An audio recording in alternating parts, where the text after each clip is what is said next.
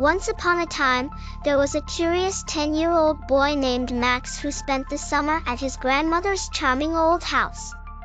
One rainy afternoon, while exploring the dusty attic, Max discovered something extraordinary, a hidden library. Unlike any other library, this one had books that seemed to shimmer and hum with a mysterious, lively presence.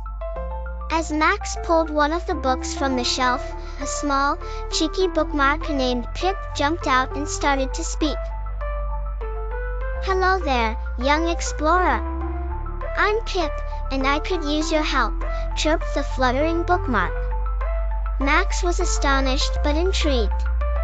Pip explained that each book in this magical library contained a forgotten story that was in trouble. Imagine a world where Wonderland has no wonder or swashbuckling pirates stay at home. "It's chaos," Pip exclaimed dramatically, twirling in the air.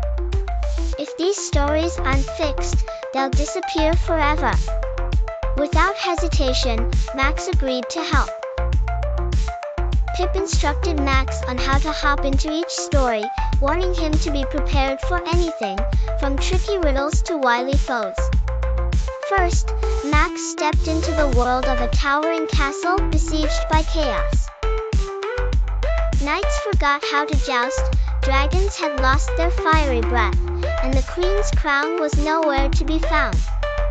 With Pip's guidance, Max solved a series of puzzles, pieced together a riddle hidden in tapestry patterns, and even coaxed a reluctant dragon to roar once again. With each successful mission, Pip's pages fluttered joyously as forgotten tales sprang back to life, transforming dull, faded characters into colorful, vibrant ones. However, the journey wasn't without its challenges. Max encountered a wicked jester who thrived on jumbled stories and tried to trap Max within a comically looping narrative, where he would forever be stuck tying his shoelaces.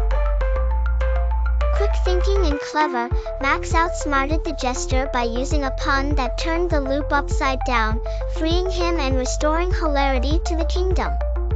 As Max traveled from one story to another, he met a variety of charming and quirky characters. A wisecracking fox who needed help retrieving his lost tales of cunning, a gentle giant who had forgotten how to roar with kindness, and a pirate captain learning to dance the jitterbug.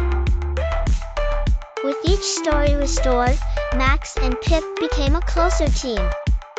Max's heart swelled with excitement at the thought of rescuing another tale.